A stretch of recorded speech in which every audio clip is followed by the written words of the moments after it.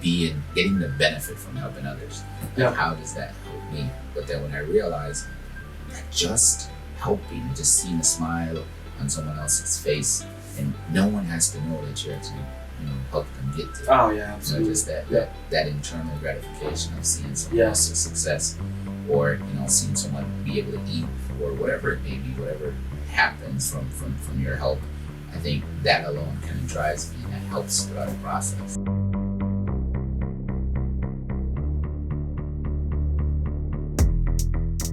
Awesome. So episode 5, Adversity Kings. Your host Tristan. Like I said, I'm done saying that the last 4 episodes. But we got one of our special guests, another co-worker, another partner in the business, again, financial services industry, working life insurance, and record holder. Recently broke a record in our company. And in addition to that, just overall great guy, member of some of our special sales clubs as well. Been a veteran in this business, I think 11 or 12 years. And I think I've been in here going on 5 years. So actually he just recently had his 10 year anniversary. 10 years. Yeah. So his back end side of business is 100% vested. He could really go do whatever he wants to do, but he still decides to put up with us, me, daily. And we all just keep chipping away. So this is Andre Ben. Hey guys, how you doing, man? I love that introduction, and sometimes you really don't realize how time just flies. It seems like yesterday that I started. Yes. The only thing that kind of points out the difference is my son was like down to my knees at the time when I started. Tiger. Yep. We got him in the background too. He's gonna watch the whole. He's gonna be the first podcast viewer, technically speaking, out of all episodes, all still being edited. Everything's gonna be starting launched hopefully tomorrow. Tiger, you're our first viewer, so awesome. And this is Andre's son. Nice. Yeah. So, I mean that's one of the markers for me. It's like I remember when he was here. I remember missing, him waking up some mornings. Yeah. You know what I mean? Kind of go out there and putting out the grind, and then missing him going to bed at night. But 10 years it flies fast, and it's just a beauty to know that I actually made it there. You know what I mean? Like, how many people could say they've done something for 10 years and they didn't live? That's really true, because I think of all the percentages of just things that just don't last. You know what I mean? Like that ain't lasting, that ain't lasting, that ain't lasting, that ain't lasting. And so absolutely last. Plant your feet in a career and blossom and maintain the consistency you've had over the years, especially in not a very great and lucrative demographic, but at the same time a very difficult and hustler demographic, being here in Chicago. Yeah, because definitely Chicago is probably like one of those most skeptical towns. Everybody's skeptical. Things, you know what I mean? So it's just about, I wouldn't even really say surviving, but it's more so of being more like a servant to others. And I think that kind of simplifies the process, simplifies the hustles when you become a servant. You know what I mean? Yeah.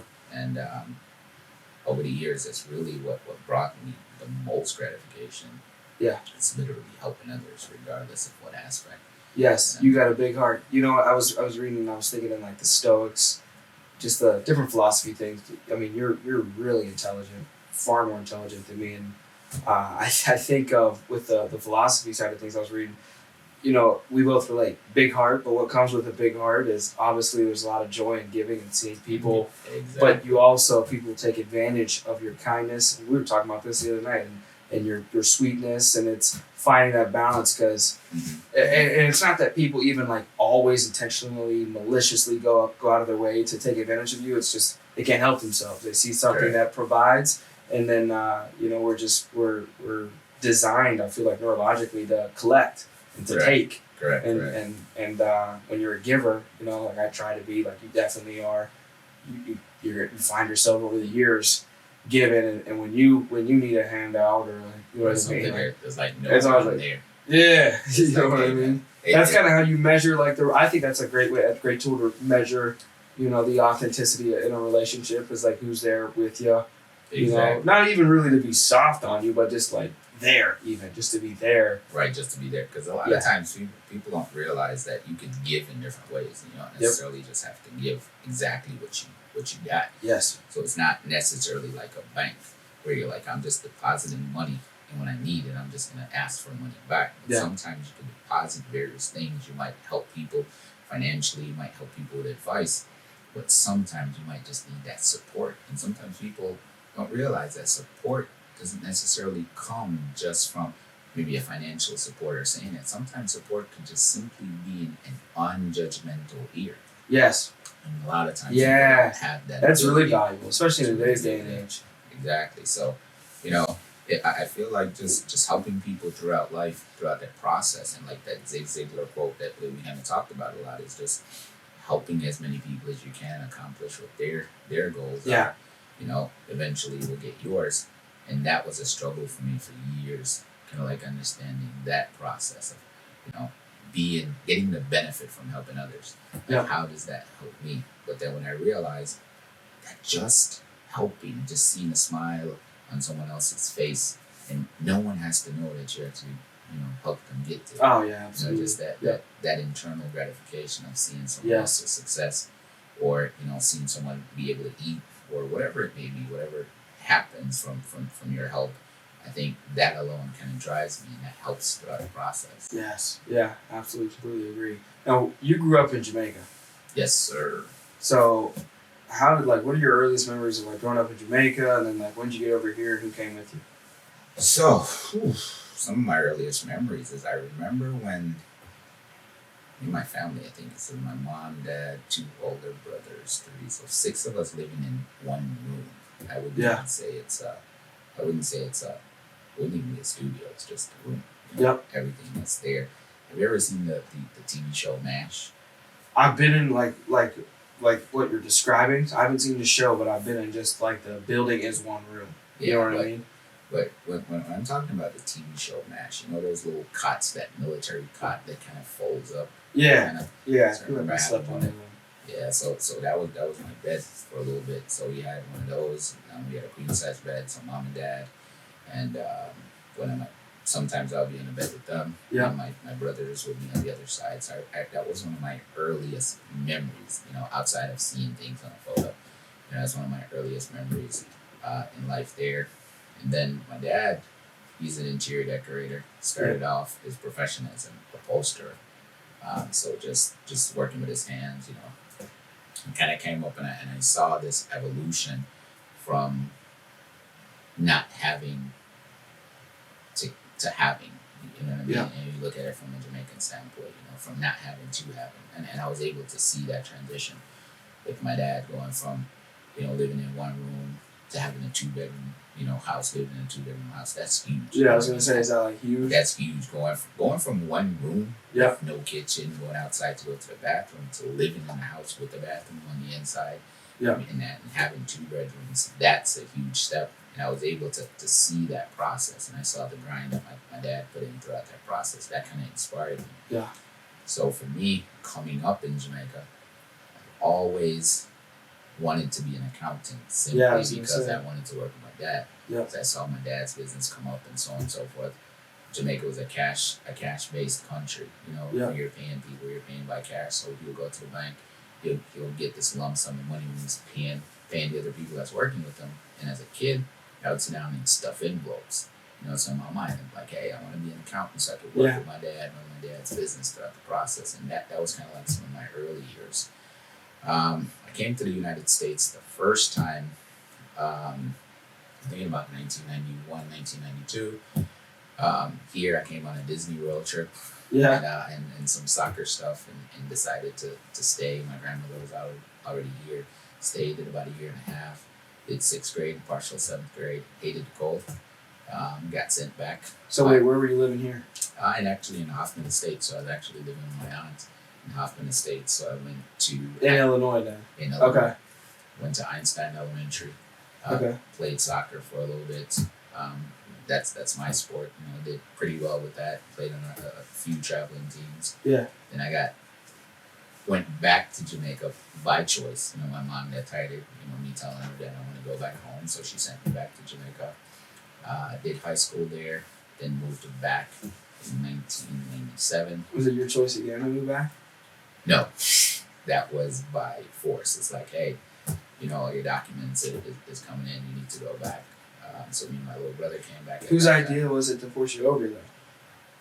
I think when you think about coming from a third world country, it's almost like America is just that country of. So like parents are always shipping their kids out like with the dream of like the only way you're gonna have better is if you go to America. Exactly, and that's what it was. And for me, I was like, hey, just to be in the United States. Yeah, I see a lot of people take life for granted. You know what I mean? They don't realize like how much opportunity just lies within the United States of America. That there's people, billions of people in other countries and other continents that just we like, you got to go to a private school, you got to do this, you got to have an education, you got to have a degree. Like there's like people in third world countries that would die for, they would give up their lives for their kids just to be in the United States of America. And they actually do. So like I've had friends that died to try to come here, literally try to get here in a boat, fell off, stuff like that. Literally died to try to come here.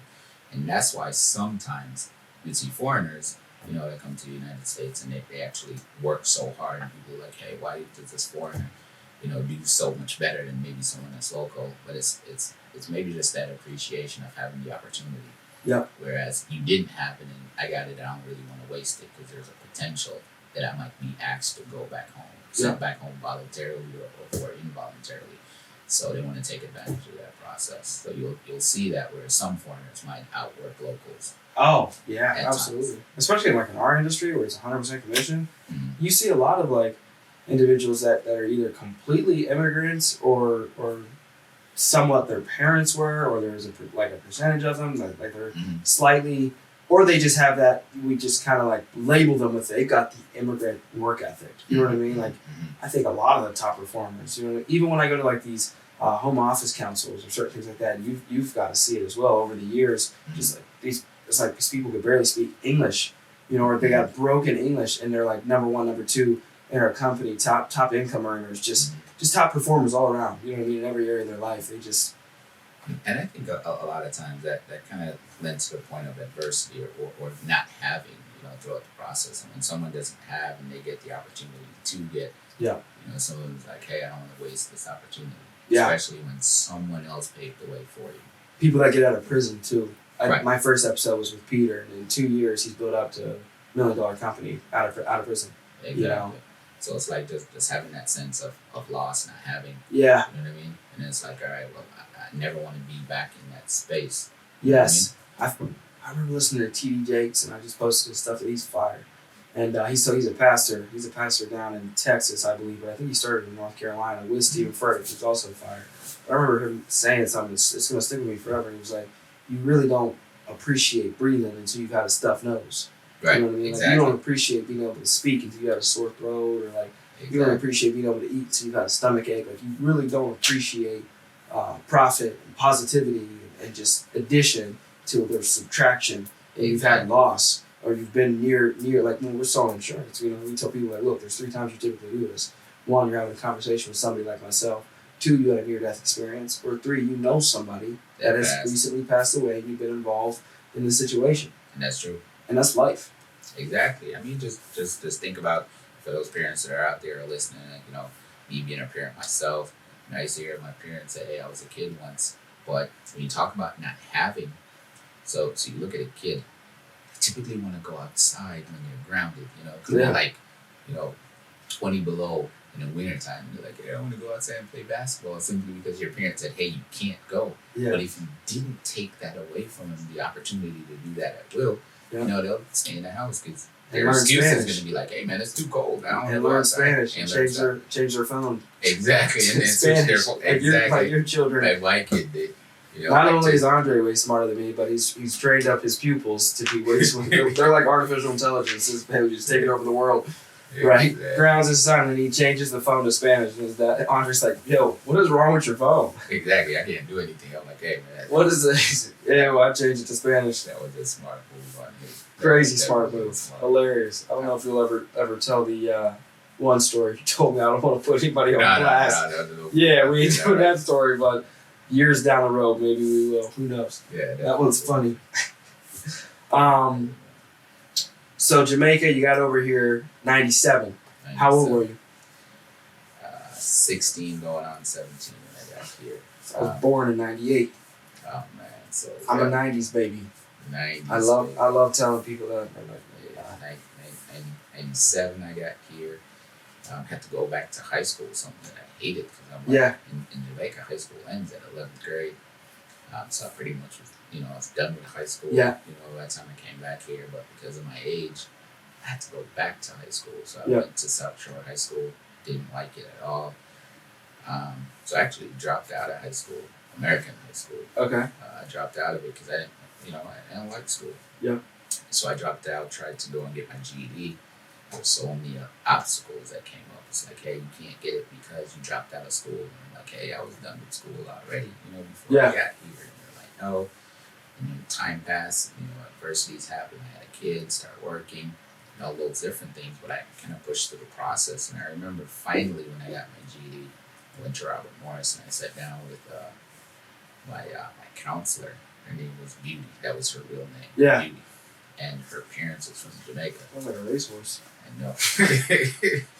Her parents is from Jamaica, and she, I was explaining to her. I was like, hey, I told her my process, and she was like, hey, all you had to do was get your transcript translated to American standards, and you could have been in college like years ago. I'm like, are you serious? And she's like, do you want to do it now? I'm like, no. After me going to take my GED and pass with like a high score, use this to get me in. I'm not going to pay for anything else. I remember that process. Feeling frustrated and not necessarily knowing what it was, but it didn't really kind of deter me from doing, what was necessary in order to get my degree and kind of go from that process. Yeah. Now, and then you ended up though getting your degree. So how'd you get enrolled into college though? Because now you have a master's? Yes. Okay, so you got like a master's in like accounting too, right? Right. So I think one of those things was I already had kids at that point, so I felt like it was kind of tough. Like tell your kids to do something that you never did, and I kind of really truly believe it kind of like lead by example throughout that process. So I'm like, hey, regardless of where life leads me to be, if I'm going to instill in my kids that hey, you got to go through school, and it wasn't really, I didn't necessarily have this huge entrepreneurial mindset. I do know that I wanted to have my own business and stuff like that, but it wasn't like so open because information wasn't that out there as it is today. So therefore, I was just like, hey, I got to make sure I'm going to school, set this example throughout. So I remember while going to school, my daughter would ask me when I would typically say, did you do your homework? My daughter would turn to me like, hey, Dad, did you finish your homework? And I'm like, wow, I couldn't believe that. And that was more so my motivation to kind of get through was really my kids at that time. Yeah. Because I wanted to set that example for them. Like, hey, regardless of what you see at your dad has accomplished this and he did do this throughout the process. So if I'm asking you to do something, I'm not asking you to do what I've never done. Yes. Therefore, so that was kind of like one of my biggest motivators to kind of make sure I accomplished my degree. Dope. Yeah, that's really dope. So ended up getting his master's in accounting. That's sweet. And then I think before we completely jump back over here, what are like the core things of Jamaica? Like I love a jerk chicken. You put me on the jerk chicken. Pretty much like the first day I got here, so we drove out to Indiana that week, got jerk chicken, and it was jerk chicken, ginger beer, and like the toast even seems different. Right. So, I mean, jerk chicken, to be honest, is like a Friday night thing for Jamaicans. Yeah. But my favorite dish in Jamaica is actually our national dish, ackee and saltfish, and you could do it with different things. You use it as breakfast or dinner. So I like ackee and saltfish and boiled dumplings. You got fried dumplings or boiled dumplings. Because Jamaica's a complete island. Complete island. So your diets are just seafood infused, essentially. Kind of. I would say it's a mixture throughout. And ironically, back then, seafood was actually almost like steak per se. You know what I mean? That was like the higher, higher end of eating. Because I think I read something that back in the day though, like 1800s in a sense, like maybe early 1900s, more I think 1800s prior. It was like slaves and prisoners were given seafood as like their food because that was like the bottom level. Because you think like all the prisoners and slaves that were being like transported in a sense, It's like that's the easiest go-to. So it made sense. And I don't know if I'm completely accurate, but I think there was. Yeah, I'm not sure. Seafood. So that's the thing. I maybe have to. But it's cool. Like now, it's like flip. Like now, a lot. When we go to some places, we go to some nice places. Lobster tail can cost you $100, $200. Exactly, because that's what it is in Jamaica. Like that's probably one of the best things for me is going back and like eating from the people on the side of the road. Oh my God, getting your that chicken sounds from fire. the guy on the side of the road. Yeah. You're getting a cup of soup from the guy at the side of the road, or going to like one of these little shacks, like on the seaside, so like fresh catch, snapper Yes. that's steamed. Kamara brought me this one plate, and I think we had some Jamaican food kind of at your birthday. Was there something? Now Kamara brought me this one plate. It was up there, really up there with your jerk chicken, and it was oxtail, a little bit of jerk chicken. It was like a vegetable mix, but it was more like it was like stir fried kind of. Yeah. Like it was like and soupy a little bit with like some beans in there, and then he had like these giant dumplings. Right. And like they like sucked up the soup, and it was fun. The oxtail was fire. Now is that something you guys eat a lot of? I'm a big foodie. Yeah, oxtail is pretty much like a big thing. Like right now, just think about it. Oxtail is literally the that used to be like garbage. Just think about it. That's the tail of the cow. You know what I mean? So who thinks about eating the tail of the cow? We do right now. It's actually like even here in the States, it's so expensive. It's great. It's good food.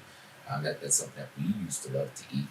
While I used to eat. How do you guys cook it? Because I mean, this thing fell right off the bone. Yeah, I'm definitely not a chef. So you're not chefy at all. I don't want to.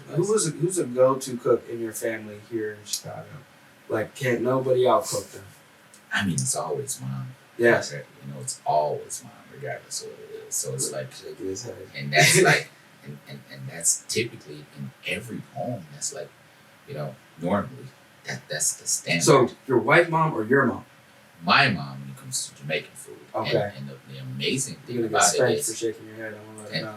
And the amazing thing about it is, and I got to show some appreciation to my wife, is that though she's American, she actually. She showed interest in learning how to cook Jamaican food. Awesome. And she actually, her oxtails is just as good as my mom's. Yeah. So I know my mom showed her that. My dad showed her how to do Jamaican style fried chicken. Yep. And kind of make our sweet and sour gravy. She's pretty good at rice and peas and stuff That's like that. That's what rice and peas. So she has these things, and I really got to give her a shout out for accepting my culture. You know what I mean? And putting out that effort to try to do it, because a lot of times people just look at it like, hey, that's not me. That's your culture. This is mine. I might like your food, but I'm not necessarily going for that. I definitely got to give her a big shout out for doing it and actually, mastering it, because it's her oxtails. It's at some point it's have as you ever good had, as my mom's. Have you ever had chitlins? No, sir. I'm not a pork guy. Not pork. Now is Jamaica not pork? No, it's actually me. So my brother screwed me up in that. So I used to, as a kid, I used to eat pork chops. And I remember one Sunday, he messed it up. Yeah, he literally came to me and said, "Hey, you're gonna pour this rum on your pork chop, and maggots is gonna come out of it." And I never ate. You envisioned something and got like almost food poisoning. I was 6 years old. So 34 years ago, man, and I haven't eaten pork since. Dang, dude, you not look 40. Oh, thank you. Yeah, I appreciate that. I always forget that. I make fun of you guys all the time. I call them the dinosaurs. Are very diverse cult, but like these guys, nobody here looks. You can never. You can laughing. You can never tell anybody's really over 30. But so that's dope. And the music there, it's diverse too. Like I feel like the guys like that I know of, like what's that, Sean Kingston. That would be like. Maybe not the best reference, because I think who better to reference than Bob Marley. And didn't Jimi Hendrix come from? Is Jimi Hendrix Jamaican? Hey, probably just that. I'm not 100% sure, so don't let me lie about that. But there's a. Aiden, is Jimi Hendrix Jamaican? So there's a bunch of Jamaicans, like Buster Rhymes is Jamaican. Okay. Heavy D, you remember Heavy D? Yes. He's Jamaican. So there's a lot of people in the rap world. That's Jamaican. I feel like when you think about like American music and Jamaican music, they kind of like bounce back and forth from based on history. Rihanna. I know, right? Rihanna. She's a billionaire, I believe. And she's an islander. She's not necessarily from Jamaica, but she's from the Caribbean. just kind of just think about, like, from what I know from the music, there's, you know, hip hop was influenced by reggae, but reggae was kind of influenced by jazz. You know what I'm saying? Yes. So it's kind of like this symbiotic relationship that I feel like the two countries lend to each other on. And this is just my personal opinion, and I'm not like a music, you know what I'm saying? Yes. Buff or anything like that, but I just feel like there's this symbiotic relationship that you can just look through and see the different influences that each country kind of gave to each other, and they stand on their own. But I do like, you know, like that relationship that kind of builds from that. So yes. Now, is your dad and mom, they still together? No. No, but is he in Chicago? My dad spends, like, he's back and forth. So he spends some time in Jamaica and then he comes here. So it's probably here for maybe like 3-4 months out of the year. Okay. And he typically does it in reverse. I don't know why. Instead of coming here in the summertime, you know, he chooses to come here in the wintertime. I don't know. I'm like, why? I'm like, people here want to leave in the wintertime. Yeah. So he's typically, you know, come here, probably spend like 3-4 months out of the year and go back. So you kind of see him. He gets a chance to kind of hang out with the grandkids and stuff yes. like that. So it's pretty dope. Yes, that's sweet. Now, you inspired me to watch Jamaican movies, meeting you. Maybe not asking you directly, but I'm a big movie guy, and I was like, man, what are Jamaican movies? And I think I started asking, you know, you and others. And I think one I remember off the top of my head is like Shatas. Shatas is like one of the... Is that the most... What would you say is the most accurate Jamaican movie? Depending on what part of Jamaica you're looking at. Because Jamaica, I feel like... How big is Jamaica? Probably could fit in Lake Michigan, I believe, from one point to the longest point. Are you point. serious? I believe it's about 120 miles from the longest point. So it's really not that big. Jimi Hendrix, is he Jamaican? No, he's from the UK. He's from the UK? Yeah. What the? You guys got me over here sounding nuts. How big is Jamaica? Jamaica's longest point is like 121 miles or something like that. I could run that in a day. Oh, wow. David Goggins run Jamaica in a day. Right, he was going to run Jamaica in a day. 4,200 miles. 4,000? That's like square miles? Yeah. Yeah, oh, okay. No, but like longest point, like from what? Length. Like a... Oh, length? Yeah, it's only 146. Yeah, 146, so about 20 miles off, so literally. But the thing about it is, because we don't really have that much expressways, it's like a 24-hour trip from one point to the next. Oh my god! Have you had to do that trip? Like, no, I've never went from point to point. And there's probably like places in Jamaica that I've never been to. Like, not probably, I do know that. Are there monkeys there? I don't know. I've never seen one. I mean, like in the zoo. I think what's the most dangerous thing there? I think I read like there's like this squirrel dog thing. Oh man, what's it called? A macarena. Mongoose. You guys have It's a mongoose. So it's not necessarily it's something that was brought to Jamaica to eat, like the snakes. Yeah. You got snakes and crocodiles actually. Kamar told me you guys got crocodiles. Yes, we do. So that would probably be the most dangerous thing. I think so. I think I've seen maybe like 3 or 4 of them like in the wild. So it's not like you go to Florida, you see all these alligators and stuff like that. You know, like you see them all the time. So I've only seen them in the wild, maybe like 3 times in my life, I would say. Oh, he was saying they were. I don't know where he was. They're probably everywhere. I'm just saying from my personal experiences. Because you see it all the time, like on, you know, people tell you about it. It's like, hey, we see this, and they'll probably kill the crocodile. You know what I'm saying? So what's the most dangerous thing there? People. Yeah, I was gonna say bad people. Yeah, people. I would say is probably the most dangerous thing. So, at what point did you get your master's? When we're back over here. 2009 when I was completed. And so that means you were starting here. Started here in 2011, October 10th, 2011. That was my first day in class here. October 10th, 2011. First day in class. Coded, or I guess wrote my first piece of business. It was October 22nd, I believe. What's the best memory you have with working here? Best memory was being set up. I guess the crazy thing about it is, I remember walking in the door, and I don't necessarily like cocky or something, but I remember when I got the phone call, it wasn't really what I expected. I walked in, it wasn't necessarily what I expected, and I asked the guy, because I didn't really know what to come into. I asked the guy, him as a talker, he was the guy that was interviewing me. I was like, hey man, is this a commission-based opportunity? He was like, yeah. And cocky me, he's like, hey man, if I knew I wouldn't have came, but since I'm here in the state, listen, and that was the cocky me at the time. Yeah. I sat down and I remember listening to Dave Wang going over the overview, and it really inspired me because he was direct, and I'm kind of like I'm one of those people like, hey, just tell it as it is. You know what I mean? Let me accept the worst and just go from there. And it was pretty direct and really inspired me throughout the process. I sat down and I talked to Taka from that point, and I told him like give me a second, let me go home and think about it. He called me up like the next day, and I'm like, all right, let's go. So that was actually sometime in September.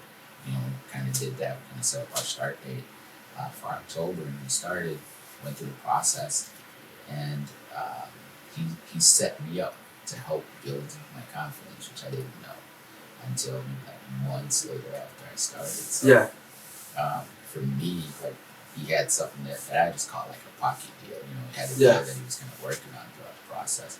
Kind of help me with my script, help me with my application and everything. So it's good. So I remember calling me up. He's like, hey, meet me at this appointment. So I got to the appointment and we were sitting there. And he's like, hey man, you're good. Just go ahead and do your presentation as normal. You know, just do everything. And I went ahead and did the presentation. And they said yes, and I didn't know what to. I'm like, oh crap. I'm just like ecstatic. When I did my application, it's done. I'm telling me, like, hey man, this is so amazing. I remember it was $1,435.27 my first deal, and I will never forget that. That's huge. That first deal that I wrote. And then months later, he was like, hey man, you remember that deal that you wrote? I had already sold it. I knew exactly what you're going to do. But I realized the importance of helping build people confidence, how much more important that was than what they actually know. Yes. Because I feel like if I didn't get that boost of confidence in that point, maybe I might have left. You know what I mean? Yep. And I felt like that moment really helped me throughout the process. That just solidified like, hey, I can do it. Though it was a setup. And I realized the importance of helping people build their confidence throughout the process. And that just kind of just rolls right into what I do. You know, now I feel like I'm more like a confidence builder than anything. Because you can know everything. I could feel like you're the best, but if you don't feel like you're the best, then you're not the best. Because what you feel is really more important than what I feel. And that's what I realized from that moment. So I'd say that's probably like one of my most memorable things. That's crazy. From crazy, powerful too. What's the funniest thing that you remember? And there's so many funny moments, but I'm not quite sure if I can share. Yeah, what's the funniest thing you could share? Oh, so we had a roast one time for one of our Christmas things. You guys made fun of each other, or you made food? Nick made fun of each other. Nick made fun of everyone, so he was kind of like TBC, and we kind of just went through the process. And I think that was probably one of the most funniest things. Our quality guy, Nick. Our quality guy, Nick. Roasted everybody. He roasted everybody. So it was one of our Christmas parties. And he roasted everybody. I think that was one of the funniest moments for me. You know, just kind of watching people, talk about people's sweaters, how people dress, everything. And it was an amazing time because you got to see a different side of it. Because most people just think Nick's like Nick the Butcher. So what people think of him, but you got to see Nick from a really great perspective. So I think that was one of the funniest things I could share. What's the best memory, or what do you think like the best thing or memory that your parents individually kind of instilled into your childhood or your life, like the best memory or thing or value, something? I would say my dad said something to me when he said it when I was younger, and then he said it again when I was having my first kid. And he said that his job was to provide, and my mom's job was to raise us, was to nurture us.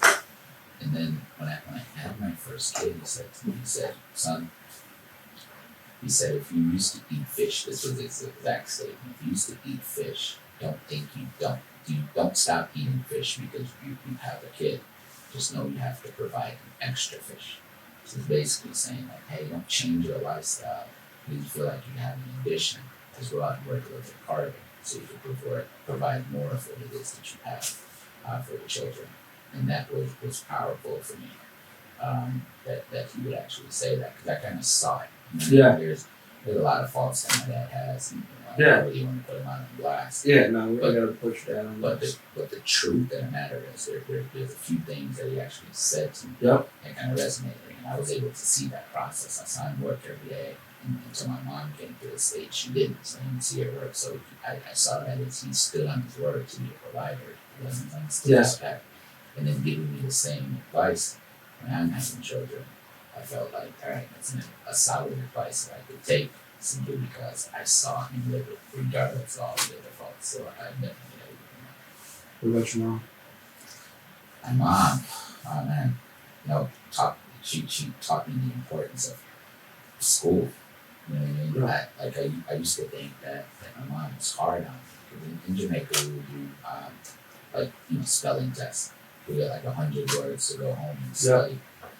And you get a test on Monday, and our teachers, they won't give you the test the first thing in the morning because you're studying. You're coming in studying. It's the last thing of the day intentionally. After you had recess and you had lunch and you're playing, and you forget all about your test and you're into your last one.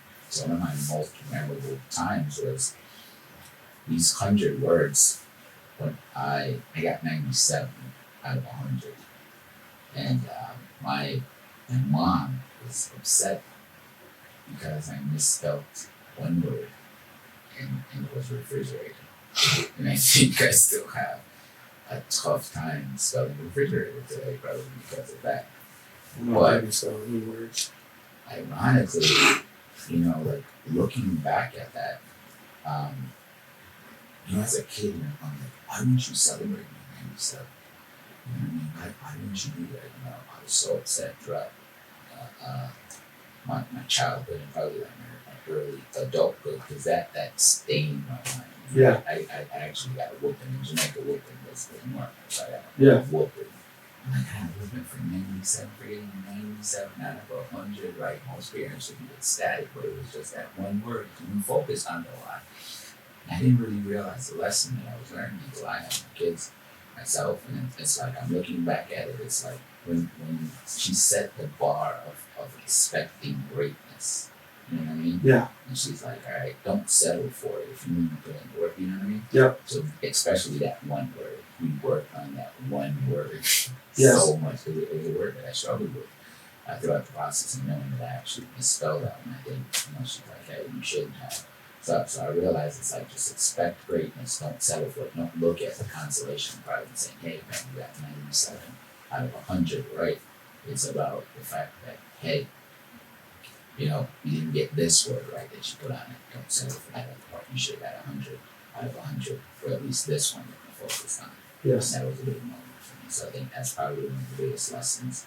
And I don't necessarily think that I don't think she was probably trying to teach me that one, but over time, just kind of reflecting on what it is, that's the lesson that I learned from that is don't settle. Yeah. Yeah, I completely agree. So as we transition into other things now, what about outside of work, and I only know work, but hobbies or things that you're really interested in? What would that be like for you? So soccer is a big thing for me. I try to do that at least twice a week. What position did you play? So center forward. So what is the responsibility there? So depending, so center forward, you're more like a distributor, I guess, almost like a point guard. Yeah. Kind of. Yeah. A little bit from that, so I kind of played that. But I'm also a guy that liked to roam the field per se. Yeah. I didn't like playing goalkeeper. Because I hated being hit by the ball or knowing this is coming in my way and I'm going to do that. But that was my best position. But center forward was mine, or sometimes I play the right wing. Yeah. So that was also my position that I played the right. And then, so in addition to soccer, anything else that you were just ever really been interested in or intrigued by? So, as far as hobbies, that was probably the biggest thing. But then, as being a parent, I think spending time, building forts with the kids. Yeah. You know what I mean? I think that's the living room forts. Living room forts. Setting up our own little movie theaters under the dining room table with the iPads. Yeah. Stuff like that. just kind of like me and my kids punching back. Yeah. Times, last night I got beat up by 3 of them after we had a game night, and I won. But their whole thing was, hey,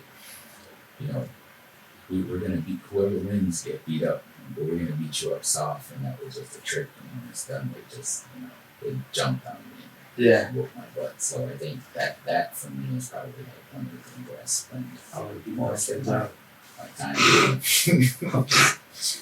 We fight, dog. I can't do it. I think that was fun. So I wouldn't say that's a hobby, but I would say that's a hobby. And with passion right now, I would say that's not. Well, is there a movie they watch over and over again, or favorite movies going around the house? It varies. There's Iron Man. They like Black Panther. Like my youngest, so Black Panther is like one of his favorite movies. Yeah, I love the Black Panther. I think we watched that like 20 times. Yeah, Black Panther's fire. He's 5 years old. Yeah.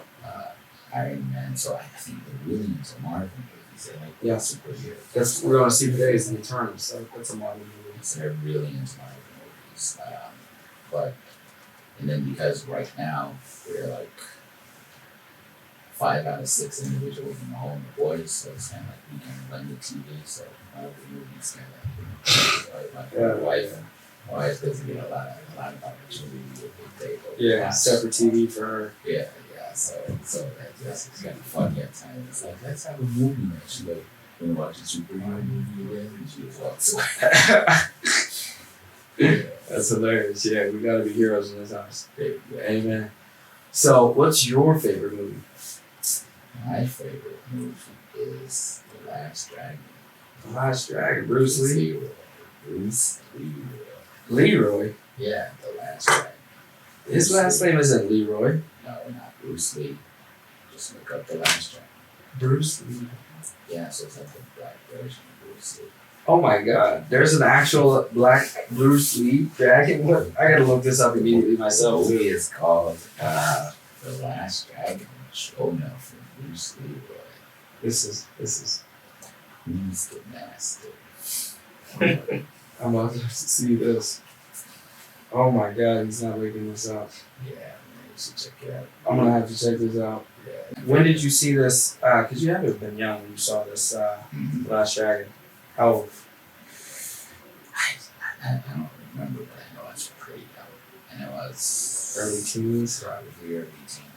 Because it must have like imprinted on you, like hey, because I could you see could be myself. anything you want. You know what I mean? I could see myself in him, Yes. And that was one of the things. Like, hey man, that's who I want to be. Yeah. Like I want to be that guy who gets the nice girl. Yeah. Everything. So that was me. Like I wanted to be that Bruce Lee, walking around with the glow. Yeah. What's your favorite car you've ever had? Crazy. BMW 3 Series, I think, second. Don't you still have one in Jamaica? So in Jamaica, I actually have a Jag, an F-type, an S-type Jag that's still there. Yeah. I actually still have a BMW here. I feel like it's I don't know, for me, a lot of some people are like, hey, I want Porsche and all these exotic cars. But for me, my dad had a BMW. Okay, that's what it is. My dad had a BMW growing up, so it's like, I always wanted one. BMW had this roar, like this, like to me, I guess I would say the engine sounded like a very white voice, it's like deep, had this deep roar. That's what I remember about my dad's. And, coming here, like I've had, I've been through like a lot of different cars. Yeah. But like a lot of different BMWs and stuff like that. But I think like the 3 Series BMW for me is probably like my favorite because it's like, it's an everyday driver. You get to feel the road. I really truly believe in the statement, the ultimate driving machine, because you can kind of feel that it's definitely a driver's car. Yeah. So that's one of my all-time favorite. What about your favorite book? So, 48 Laws of Power.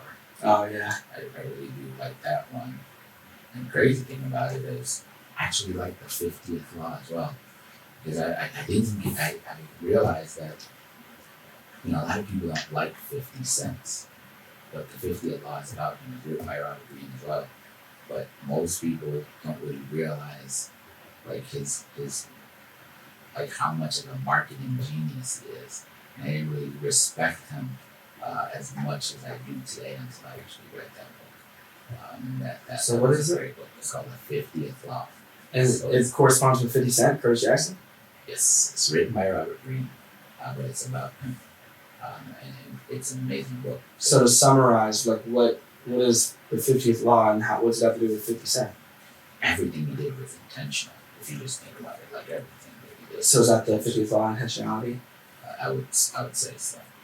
And that for me. So check that book out if you have. Yeah. So a lot of people think, okay, man, it's not like one of those things that you would really think about 50 cents. Like you think about his adversity that he went through. You think about, like all the drama that he has, that he puts out there. Yeah. Not really knowing that he's doing that intentionally. He's intentionally absolutely. to bring your attention to what it is. He asked his guys to bootleg his own album before, simply to market it, and actually drove his sales up. You find out all these things about what he did within that book. And I think Robert Greene he really exemplifies the story. He really put it out pretty well. So I think they called it the 50th Law. And obviously we did it 50 cents, but it was an amazing book for me. That's crazy. That sounds inspiring. You can check it out. Do you believe in aliens? I'm not quite sure to say if I believe in it, but I do believe that I don't think we're alone. This universe is too big for us. Yeah, man. Like only like 3% of the ocean's like discovered. Yeah, I'm like I do believe that we're not alone. Yeah. But I'm not quite sure if I believe that an alien kind of landed or anything like that. I don't follow the news much, but here and there, the podcasts that I listen to, the individuals that I've talked to, certain things like that, where it's like, where they release like government documents that, hey, look, we've kept that UFOs are real, UFOs are real. It's like, I don't know. You know what I mean? I'm one that's like, I wouldn't say that I'm apathetic, because obviously with us being in business, we care more than most individuals. I would say, we have to? Our paycheck depends on it.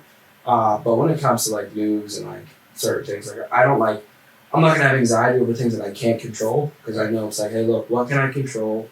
We're here today, and in a sense, like not in a morbid way, we're gone tomorrow. So it's like, if there's aliens, then there's aliens. What are you gonna do? I can't control. Exactly. Right, and that's the thing. But do I have a sense of belief or curiosity or just thoughts or whatever you want to call it that we're not alone? Yes. Yes, I would definitely say that.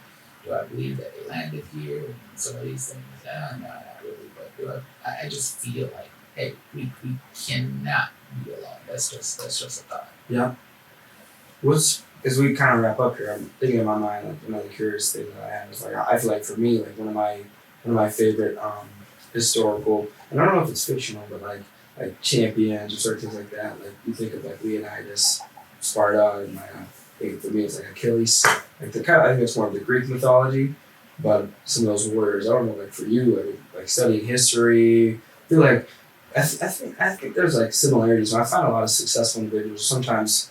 They dive down history, because I feel like you study history to make sure you don't allow it to repeat itself in your life and in your business or businesses. Mm-hmm. So I don't know, like if you've ever gotten into history or have like somebody that stands out, like a great champion, leader, or individual that kind of stands out, like that dude or that woman was sick with her leadership and just killing everybody or something. Not necessarily killing people, but Marcus Garvey. I didn't really realize how much of an impact he actually had. So what was his? So he's probably one of the guys that really impacted the black movement here in the United States. Now, is he one of the founders of the black luxury estate? Like where were they building that up? And they burned it to the ground. The white supremacists burned it to the ground. You know what I'm talking about? It was like Montana or. I'm not. Hey, don't like quote me on that. But because Marcus Garvey is like one of our national heroes, in Jamaica, and then coming here, and then just like hearing some of the stories that he actually migrated, he actually came here and just kind of helped with the black liberation per se. From that, and being from Jamaica, and then knowing the impact that he had here is a very proud moment for me, as a Jamaican. Yes. To kind of go through that, kind of lends himself with all the things that Bob Marley has done, like taking that reggae music to the world per se, but also Black liberation throughout what it is that he's done. So I want to look at two of those individuals from my perspective, knowing that my heritage, coming up being a proud Jamaican actually helped, the world in some way, shape, or form. You show someone an image of Bob Marley, they know exactly who that person is. Absolutely. Telling somebody about Marcus Garvey, not everyone knows who he is. I mean, I didn't know this. So the truth of the matter is, he is very. I feel like there's not a lot of Black history in the public school system either. That's probably true. And you know what I mean? Because like I remember, it wasn't too long ago. I was going to the public school system, but like I don't remember us really like outside of like Martin Luther King really getting into anybody else. That's pretty much it. That's all we're allowed to have. True. Half of me is allowed to have. Right. So I'm half Black. But I swear, like we didn't go over. And I think about that. And I think of the things that we leave out, like just a full context of just raw history. Right. I think like how many adjustments have been made to our history books over the last 200 years. You know what I mean? Like that worries me. Right, and then so sometimes it's like, what's true. What's true? Yeah, what is true, and sometimes we tend to believe the written word. Yeah. And that the written word. If it's written or on CNN. Right, it's real. Exactly. Yeah, it's real. And then the truth of the matter is, real history was typically passed down verbally. Yes. You know what I mean? Yeah. And sometimes I feel like you find more truth. And go play the phone game right now. Like 5 minutes, you're gonna have a whole new story. A whole new story. You try to do that, but a lot of times I feel like that's kind of like where it is. So I agree with you that I feel like there should be more, Black history. More Black history, more history. raw education. Like teaching kids, like they should start credit as soon as possible. I think there's ways, we have, good financial literacy for the most part. You got way further than me. But I believe you can set your kids up with a credit card, like even before they're 16. Exactly. And you can have their credit essentially established where instead of you telling them to save up and buy their own car, which is pretty much based off inflation, almost impossible to do. Right.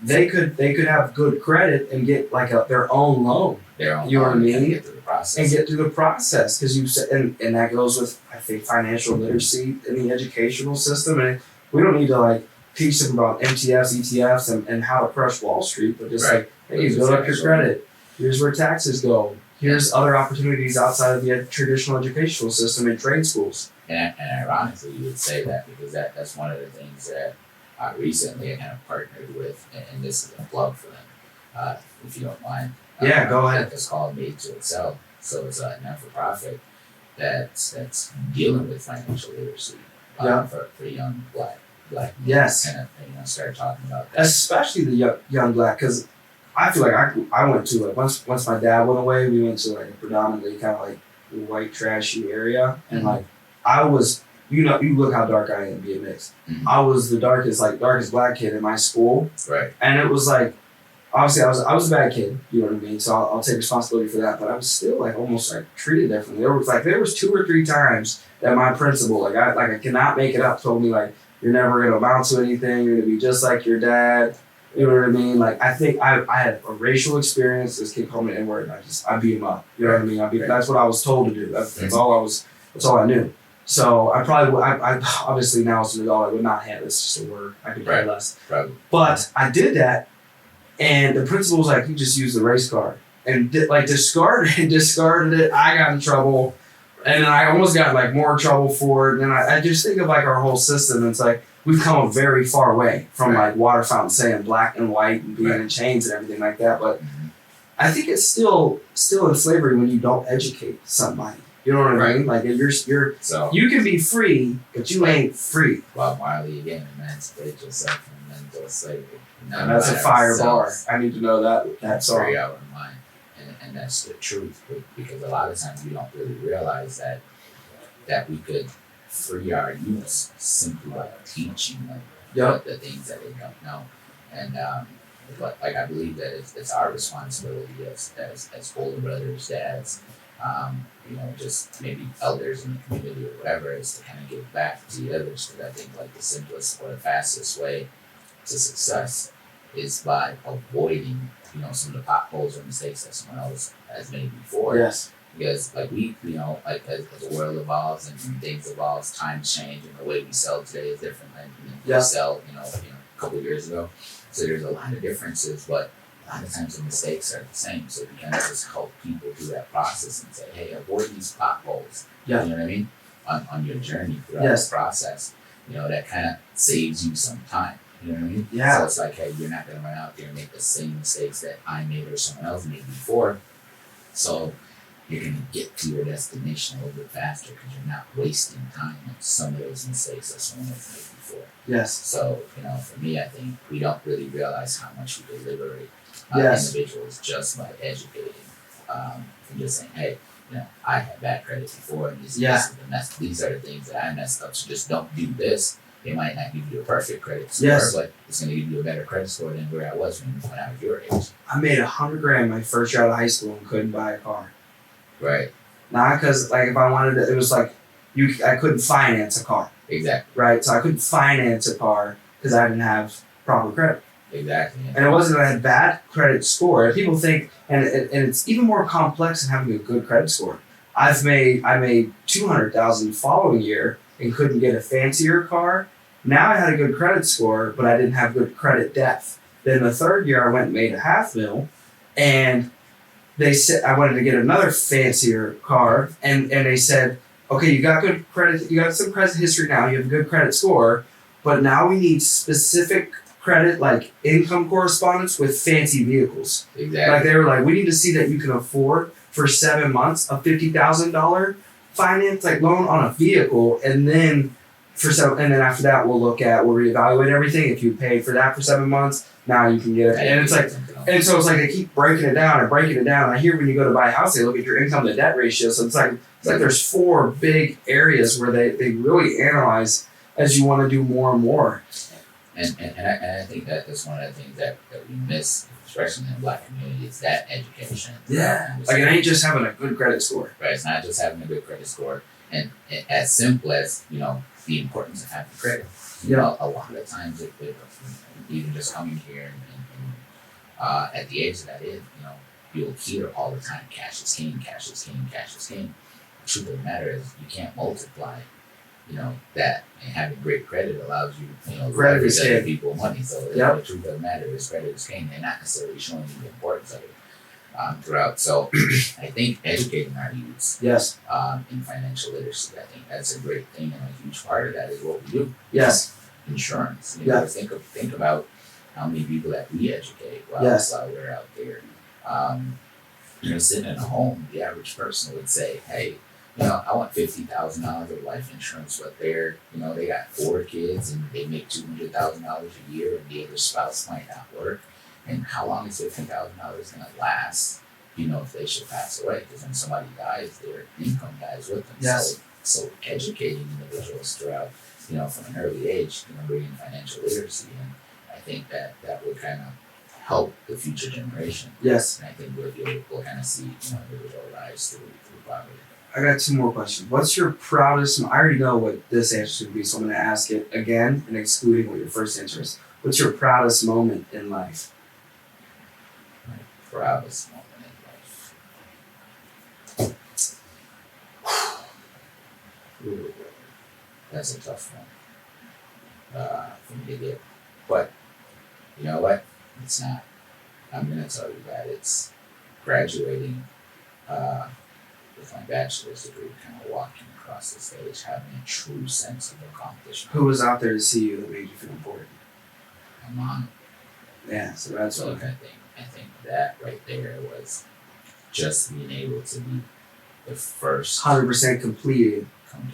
I'm the Think of that 97%. And only out of my siblings and my, what I mean? Yeah. I'm the only one with the degree. Yes. Accomplishing that and just seeing that moment, my mom could stand there and actually see me walk across the stage, having that personal sense of completion. Yeah. Doing that and just giving her the opportunity to have that smile. I wonder what the degrees are by race, like if there's a large difference. Could be. I would say it is. but that was That probably was your proudest moment. that was my proudest moment. Was just being able to give her that gift of saying, hey, my son graduated. Yes. This is great. You know what I mean? Here's my last question, and I think it'll apply to people can pull from it and utilize it for personal success in their businesses. Because I feel like any man or woman would want to set their children up for them to have a better life than they did. And that'll correspond with success with the question I'm going to ask now, and that is, if you could only leave to your kids 3 things, what would you leave to your children? Are we gonna exclude money? Because I mean, Yeah, I was hoping so. I was like, I'm gonna lean towards the that's fair. That's fair. So we'll exclude teach a man money. to fish. Yeah. So we'll exclude money. I just frowned. So I would say dream big, bigger than whatever your dreams are right now. So I'd say that would be one thing. Would be dream big. Dream big. Don't set. I would say, like, hey, I want to have this, but at minimum, I want to have this. You know what I mean? Take that minimum out Yes. of it. So I'd say dream big. Eliminate the minimums, or Yeah. at least. The settlings. Right. Yes. Settling. No Because settling. it's like this subconscious thing that you'll get up and you'll say, it's like, hey, I didn't make this, but at least I made this. You know what I mean? Yeah. Subconsciously, you're lowering your bar. So I'm like, take that out. And the last thing is never give up. Yeah. Never give up. You never fail until you quit. You hear it in so many different ways. So many people say that in so many different ways. And I could actually say that simply for me here. There's so many times resilient. in my career. Yeah. With you guys, I wanted to walk away. Yeah. And I could have walked away, and maybe should have walked away. Yeah. People are gonna be like, man, why are you still here? Yeah. But knowing that you not giving up. Because a lot of times, you hear that people say, hey, half of being successful is just showing up. Yes. And ironically, I just had this conversation with my son the other day, and I'm going to share it with you. And as a matter of fact, this was last Monday. I remember waking up. Which son? Tiger. Okay. Boy, that's Yes. there. That stuck. So Yeah. last Monday morning, I got up and typically, I'd walk in this room, and if the room is like messy in the morning, it's like this yelling and, hey, why did you do this? Why did you do that for your mom? And blah blah blah blah blah. And this morning, it was just weighing heavy on me just to talk to him about greatness, like how great he is. Yeah. And I'm like, hey son, a lot of times all you gotta do is just stop putting up the roadblocks of being great. Just show up. Just do like the normal stuff, and greatness is already Yes. in you. You know what I mean? Yes. Some people have to work hard at being great. Yes. But just stop doing the things that's preventing you from being great.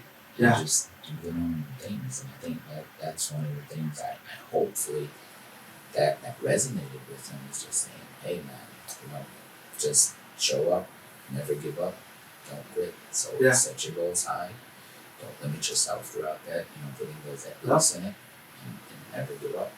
Fire. This was fire. We're almost an hour and a half in. So this is good to wrap up on. And I think, is there anything else you want to advertise, shout out, anything for you and businesses you want to help out? Definitely, like I said, the Made to Excel is definitely something that non-profit. It's definitely a non-profit, kind of teaching young black men financial literacy. So KAV Transports. Yes. That's our business. Where can they find KAV Transports? KAV Transports. You'll find us currently on Instagram right now. We're building a website right now. Okay. So that's a transportation company that me and my wife has built. Yep. Kind of like 10 years, a little over 10 years in the making. Like, we started off and saying, hey, we're going to do this and not come along. But the biggest thing that I want to plug is us here at Dlabik. I mean? Event agency and our stuff, because it's simply because, right now, I think the point of my career that I'm at, I feel like I want to keep inspiring Yes. individuals and just kind of like give them what it is that I've had. Yep. My 10 years of experience. Some of my mentors' experience. You talk about Dave Lang, Saul Lopez, which is one of my guys. I wouldn't necessarily say he's a mentor or my coworker. It's just all of those experiences. I want to be able to impart that on other people throughout. So I'll definitely say just plugging in to us. Here's the Dlabik right here, and just kind of bringing in some young minds or kind of mentoring through the process. That would be my biggest plug. Absolutely. So you guys feel free to reach out. You guys find us on social media. You can find Andre on social media as well. Just search around for Andre Event. Yeah, you'll find him. And we're in Chicago, Illinois. We are checking out. Great episode. Great job, Aiden, Tiger, Andre. Pleasure. Appreciate you, Andre. Let's go.